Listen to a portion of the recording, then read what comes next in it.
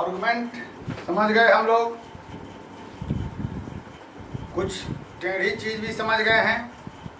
अब फाइनली समझते हैं आर्गुमेंट का क्वेश्चन कैसे बनाएंगे। ठीक है, अगर आप लोगों को थोड़ा सा इसको अपने सर्किल में बच्चों से कहिए, सब्सक्राइब करें, लाइक करें, शेयर करें। देखिए, अब जो समझाने जा रहे हैं इस पर मैक्सिमम क्वेश्चन तुम्हारे आर्गुमेंट के बन जाएंगे। देखो, पहला हमने एक लिया 1 + √3i, पहला सिस्टम। दूसरा हमने लिया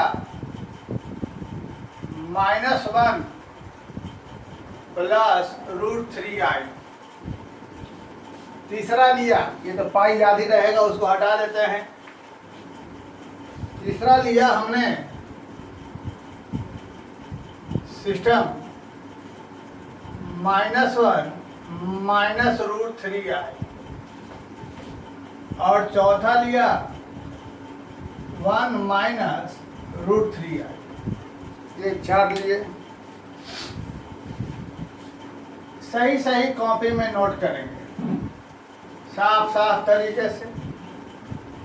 4 हमने सिस्टम लिया, 4 वेराइटी का। सब में देखते हैं x बराबर y बराबर, x बराबर y बराबर, x बराबर y बराबर, नो प्रॉब्लम। अब सबका निकालते हैं आर्गुमेंट। y बटा में x बराबर क्या चीज हो गया? सबको मालूम है कि tan कितना डिग्री का मान रहेगा? √3। चलो फिर से एक बार, बराबर। अब तो बहुत बच्चों को नहीं मालूम है tan कितना का मान -√3 होगा। एक और देखा जाए, y बटा x। अब बच्चे बता सकते हैं tan कितना का मान √3 रहेगा। एक और देखा जाए, y बटा में x माइनस √3/1। अब तो फिर गड़बड़ हो गई।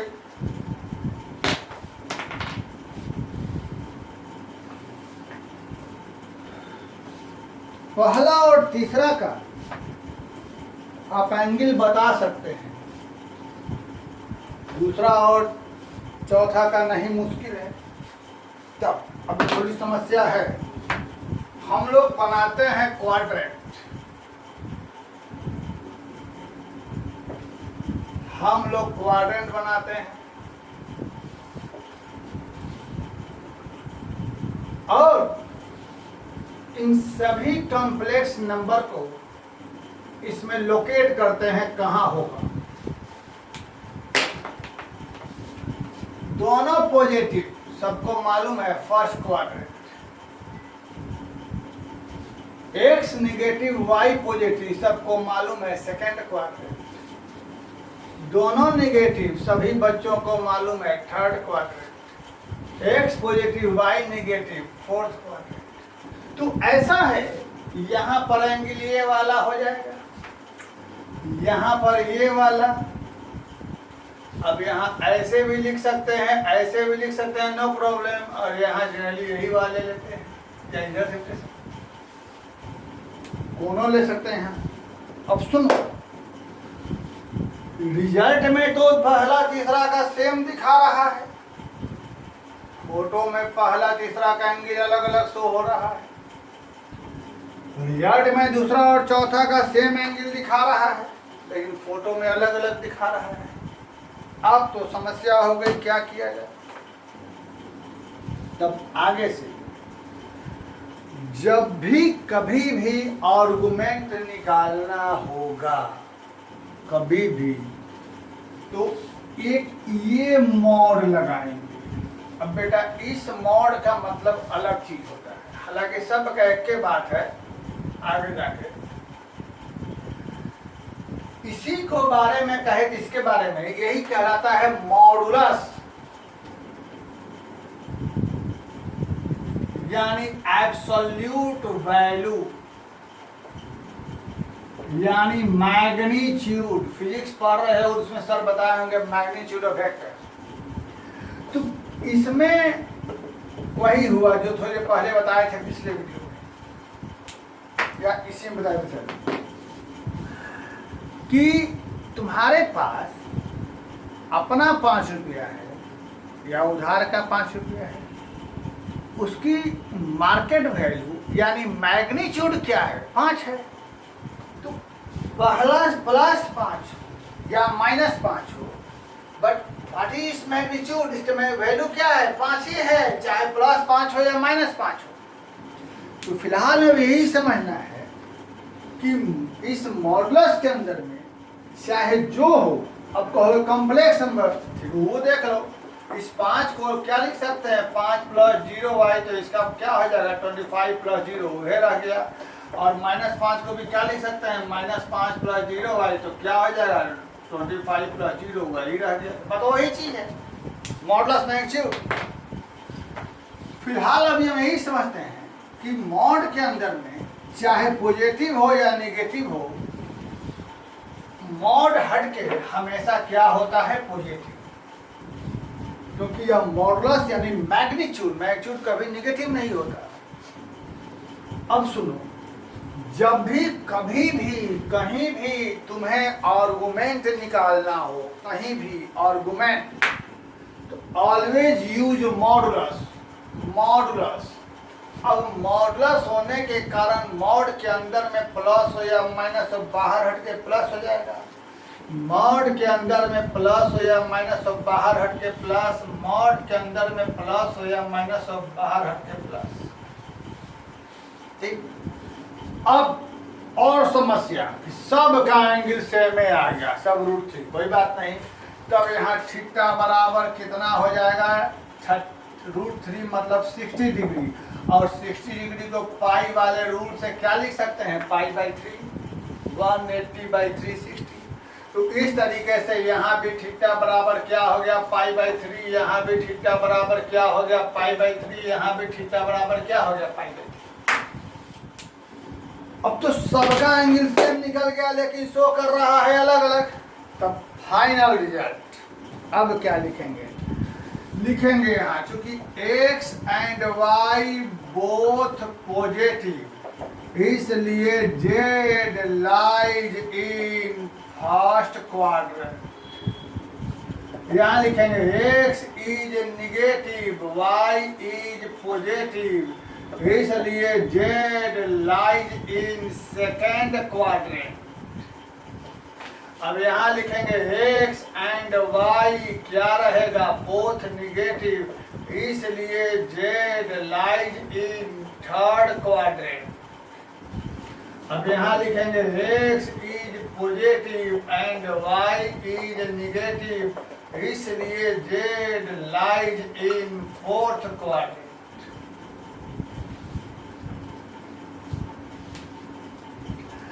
अभी बात खत्म नहीं हुई। सबको हमने पहले तो चाहे x positive y negative x positive, दोनों नेगेटिव, कुछ भी था, हमने मॉड लगा के सब का निकाल लिया फर्स्ट क्वाड्रेंट में, क्योंकि ये सब एंगल जो फर्स्ट क्वाड्रेंट में आ गया, सब फर्स्ट है तो सब पॉजिटिव लेके निकाला जी फर्स्ट।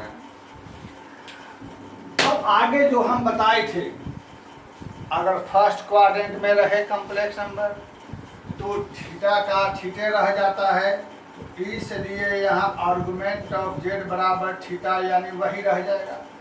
सेकेंड क्वाड्रेंट में रहने पर क्या बताए थे हम, अब यहाँ लिखेंगे सेकेंड क्वाड्रेंट में है, तब आर्गुमेंट ऑफ जेड क्या बताया है, पाई माइनस थीटा, थीटा मतलब π/3 यानी क्या हो जाएगा 2π/3।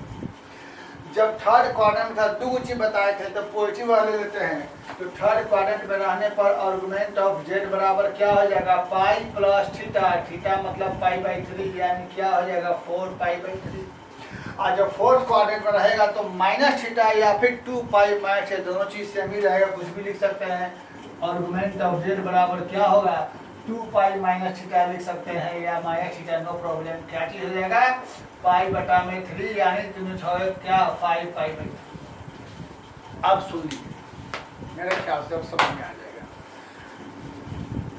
जब कॉम्प्लेक्स नंबर में दोनों पॉजिटिव हो x और y तो फर्स्ट में ही रहेगा, तो फर्स्ट में रहने पर हमें मॉड लगाने की जरूरत नहीं है, लगाइएगा तब भी वही का वही आ जाएगा, इसमें कोई प्रॉब्लम नहीं। लेकिन एक भी पॉजिटिव और निगेटिव हो जाए तो चूंकि यह अलग पॉजिटिव निगेटिव एक्स वाई के होने पर यह अलग अलग क्वाड्रेंट में लाई करेगा और उसमें निकालने में हमें कठिनाई है, तो हम सबसे पहले क्या करेंगे कि मॉड लगाकर एक्स वाई दोनों पॉजिटिव हो जाएगा, उसको फर्स्ट क्वाड्रेंट में एंगल निकाल लेंगे, सबका देख रहे हैं, और उसके बाद देखेंगे कि वह किस क्वाड्रेंट में हो रहा है, उसके आधार पे हम लोग अपना pi minus theta, pi plus theta या 2π जो भी करना हो सो करके निकालेंगे। ठीक, चलिए इसमें हम एक और आपको बताते हैं, ये तो समझ गए सब लोग। एक और बताते हैं, ये तो 4 हुआ, हमको लगभग 8-10 बताना है, इसमें 4 हुआ तब पूरा क्लियर हो जाएगा आप लोगों को। जैसे एक क्वेश्चन रहेगा, ये 5वां नंबर में बताते हैं, जेड बराबर 1 प्लस क्या रहेगा 5i बटा में 4 माइनस 3i कहेगा, इसका फाइंड आर्गुमेंट। तो इसको सबसे पहले हम लोग करेंगे रेशनलाइज। कैसे करेंगे आप जानते हैं, रेशनलाइज। तो यहाँ से a minus b a plus b a square minus b square, 4 एकम 4 पचे 20i और 3i प्लस 5 या 15i स्क्वायर। तो z बराबर 20 प्लस 3i और i स्क्वायर का मान -15, यहाँ हो जाएगा 16 प्लस 9, तो 4 माइनस 15 हो जाएगा -11 plus 23i plus 25। Plus minus हो सकता है कि थोड़ा सा कहीं प्लस माइनस से मिस्टेक हो जाए, लेकिन हमारी जो मंशा है समझाने की वह सही है। गलती प्लस माइनस उस पर ज़्यादा ध्यान आप लोगों को नहीं देना है, हम जो क्या समझाना चाह रहे हैं उस पर ध्यान देना है। प्लस माइनस में अक्सर हाँ कभी कभी गलती हो जाती है, ऑफलाइन क्लास आता है उसमें बच्चे बोल देते हैं कि सर यहाँ मिस्टेक है, तो हम सुधार लेते हैं, लेकिन यहाँ थोड़ा मुश्किल जाती है। तो देख लीजिएगा, मेन हमारी जो मंशा है समझाने की वो समझिए। ये 2 की जगह 3 लिखा जाए तो वो बहुत ज़्यादा टेंशन नहीं लेना है आप लोगों को। देखिए इसका कहेगा आर्गुमेंट निकालिए। सबसे पहले इसको a प्लस आई बी में, a प्लस आई में कैसे लिखेंगे सबको मालूम है, इसको मल्टीप्लाई कर दिया, 1 4 1 4 बजे 20i 1 3i 5 15i स्क्वायर, यहाँ आ जाए 16 माइनस 9, यहाँ आएगा प्लस 20 3 23 आ गया -15 4 -15 -11 प्लस, ठीक है हो गया। चलिए अब यहाँ से हमने देखा x बराबर -11/25 आ गया, y बराबर 23/25 आ गया। अब चूंकि यहाँ एगो पॉजिटिव निगेटिव हो गया, तब हम लोग मॉड लगा के निकालेंगे। आर्गुमेंट tan थीटा बराबर क्या लिख लेंगे, y बटा में x, y बटा में x बराबर क्या हो जाएगा माइनस हो जाएगा 11/25, तो यहाँ से 25 कटेगा और यह क्या हो जाएगा मॉड हट के प्लस।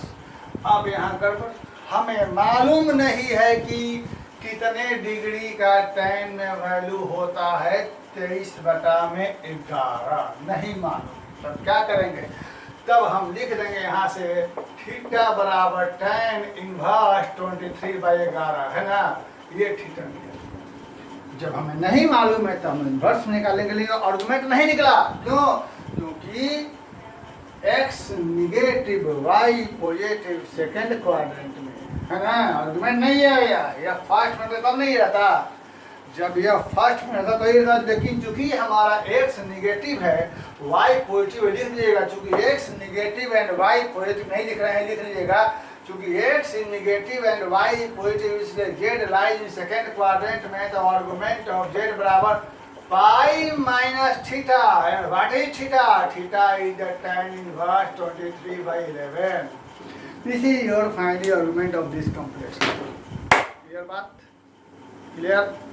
आगे देखते हैं।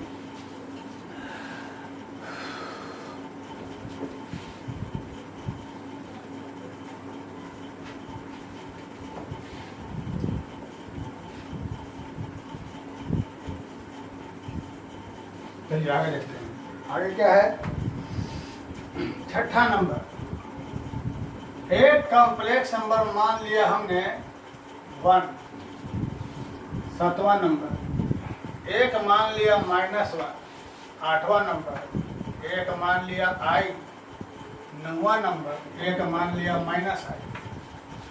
बेटा ऐसा है, इस 1 को लिख सकते हैं 1 + 0y, इसे लिख सकते हैं हम -1 + 0y, इसे लिख सकते हैं 0 + 1i, और इसे क्या लिख सकते हैं 0 - 1। सब बात देख लीजिए, समझ लीजिए सब। क्लियर बात? सब क्लियर है? Everything clear? चलिए वेरी गुड। अब आगे देखा जाए। यहाँ हम देखते हैं कि हमारे पास x बराबर 1 रहा, y बराबर 0 रहा, x बराबर -1, y बराबर 0, x बराबर 0, y बराबर 1, x बराबर 0, y बराबर -1। चलिए आगे बढ़ते हैं। tan थीटा y/x मॉड ही लगा लिया जाए, 0/1 यानी क्या रह गया 0, नो प्रॉब्लम। tan थीटा क्या रहेगा y/x, अरे 0/-1 क्या प्रॉब्लम रह गया 0। tan थीटा y/x 1/0 बराबर मामला क्या हो गया इन्फिनिटी।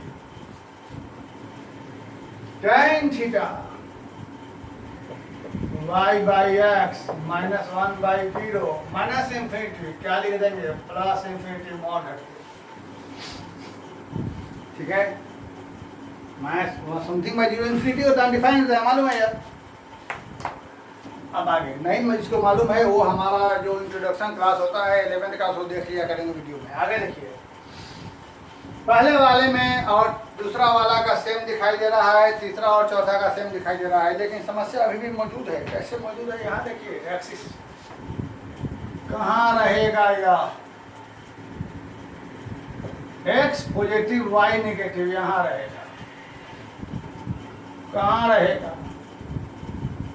x पॉजिटिव y 0 इस जगह रहेगा, है ना। x यहाँ पर रहेगा, ये रहेगा 1 0, यह क्या रहेगा -1 0। x 0 y कहाँ रहेगा? सोचा जाए, इस जगह रहेगा। सॉरी यहाँ नहीं, इस जगह रहेगा। और ये कहाँ रहेगा? इस जगह रहेगा। तो हम देखते हैं यहाँ और x एक्सिस के बीच में क्या एंगल बना, वही रहेगा थीटा बराबर क्या चीज। लेकिन यहाँ और x एक्सिस के बीच में कौन सा एंगल बन रहा है ये तो देखो, ये वाला। तब क्या लिखेंगे? थीटा बराबर 0 लिखते हैं, बाद में सोचेंगे। और यहाँ पर थीटा बराबर इन्फिनिटी। tan कितने का मान इन्फिनिटी होता है? 90 डिग्री का, मालूम है सब लोगों को 90 डिग्री। 90 डिग्री को हम लोग क्या लिख देंगे π/2, और यहाँ पे थीटा का मान क्या लिखेंगे 90 यानी। लेकिन हम देख रहे हैं कि फर्स्ट और सेकंड में एंगल तो सेम निकले, फोटो में अलग अलग दिखाई दे रहा है भाई, यहाँ तो वही एंगल रह जाएगा, लेकिन यहाँ पर एंगल क्या रह गया। तो यहाँ पर चूंकि x पॉजिटिव y 0, तो यह पॉजिटिव x एक्सिस पर है, तो हमारा आर्गुमेंट ऑफ z यही रह गया। लेकिन x negative y positive second में है, तो याद करिए π - थीटा π + थीटा, थीटा का मान 0, तो दोनों यहाँ और यहाँ के बीच में है, यहाँ और यहाँ के बीच में है। तो बीच में है, तो चाहे हम π - 0 करें और या π + 0 करें, बात हमारा सेम ही निकलना है। तो यहाँ पर आर्गुमेंट ऑफ z बराबर क्या हो जाएगा? π - 0 यानी π रह जाएगा, है ना, बीच में आ रहा है। तो इसका आर्गुमेंट हमारा क्या हो गया पाई।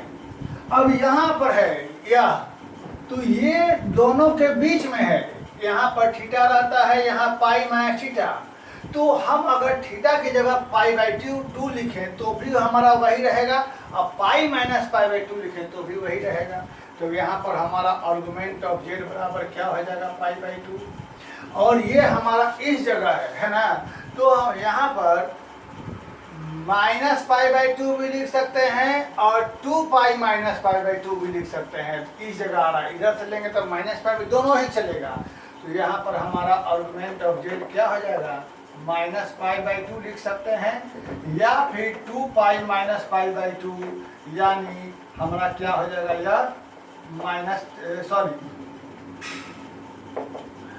या 2 pi minus pi by two यानी 3 पाई बाई टू भी दोनों से लिखा सकता है। तो देखिए जब हमारा यह पॉजिटिव एक्स एक्सिस पर रहा तो आर्गुमेंट 0 आ गया, जब निगेटिव एक्स एक्सिस पर रहा तो आर्गुमेंट पाई आ गया, समझ ही रहे हैं।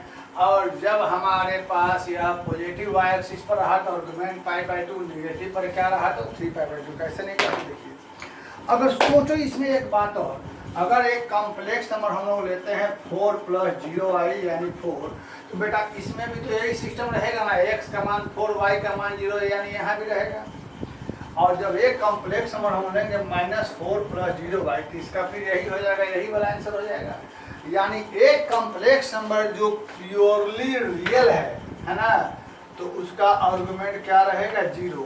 एक कॉम्प्लेक्स नंबर जो प्योरली रियल है और पॉजिटिव है तो क्या रहेगा आर्गुमेंट 0। और प्योरली इमेजिनरी है और प्योरली रियल और निगेटिव है तो क्या रहेगा आर्गुमेंट उसका पाई। तो यहाँ से हम लोग देख के समझ लेंगे, जरा ध्यान नहीं लगाएंगे इस पर। जब एक कॉम्प्लेक्स नंबर प्योरली रियल है ना, या इमेजिनरी नहीं है, तो वह एक्स एक्सिस पर लाई करेगा, देखना है या तो यहाँ लाई कर रहा है यहाँ लाई कर रहा है। और जब आर्गुमेंट जब कॉम्प्लेक्स नंबर प्योरली इमेजिनरी रहेगा तो कहाँ लाई करेगा, वाई एक्सिस पर लाई करेगा। तो फिलहाल ऐसे हम लोग आर्गुमेंट निकालेंगे, ठीक है।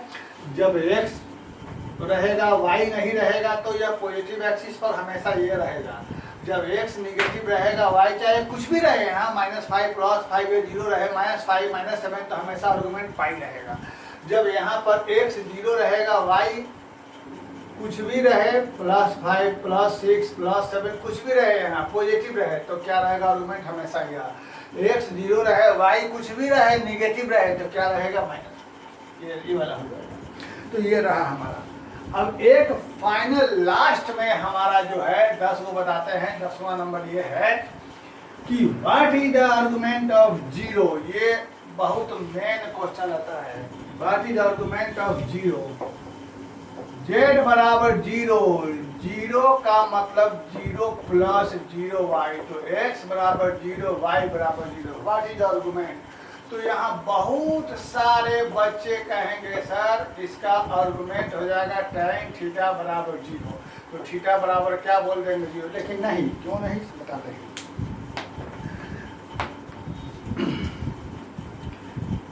0/समथिंग में 0/5 0, समथिंग बाई 0 इंफिनिटी, 0/0 0/0 इसे हम लोग कहते हैं मीनिंगलेस टर्म,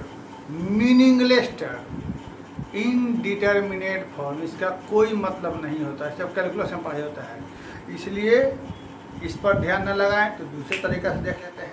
हमने क्या बताया था, कोई भी कॉम्प्लेक्स नंबर कहीं न कहीं किसी न किसी पॉइंट के द्वारा रिप्रेजेंट होगा। कोई भी कॉम्प्लेक्स नंबर कहीं न कहीं किसी न किसी पॉइंट के द्वारा रिप्रेजेंट होगा। कोई भी कॉम्प्लेक्स नंबर कहीं न कहीं किसी न किसी पॉइंट के द्वारा रिप्रेजेंट होगा। तो ओरिजिन और उस लाइन के बीच में मिलाने वाले एंगल और एक्स एक्सिस के बीच में जो एंगल बनेगा उसी को आर्गुमेंट करते हैं। तो जरा ये बताओ कि ये पॉइंट कहाँ रहेगा, सोच के बताओ। तो इसमें कहाँ से एंगल बनना है, नहीं एंगल बनना है, ना एंगल बनेगा ना आर्गुमेंट निकलेगा। तो लिख दीजिएगा argument of 0 can not be determined. Argument of zero can not be determined. ठीक, ये क्वेश्चन आता है आर्गुमेंट ऑफ जीरो, क्या ऑप्शन में 0, π/2, पाई, ये सब लिखा गया। Can not be, argument of zero can not be determined. चलिए ओके ठीक। इसके बाद हम लोग का कॉम्प्लेक्स नंबर का आर्गुमेंट खत्म हुआ। आप लोग अपना सारा किताब में जहाँ जैसा क्वेश्चन कॉम्प्लेक्स नंबर में दिखाई दे खत्म कर देगा। एक दिन और बता के हमें कॉम्प्लेक्स नंबर को खत्म करूँगा, आगे नया टॉपिक चलूँगा। Thank you very much.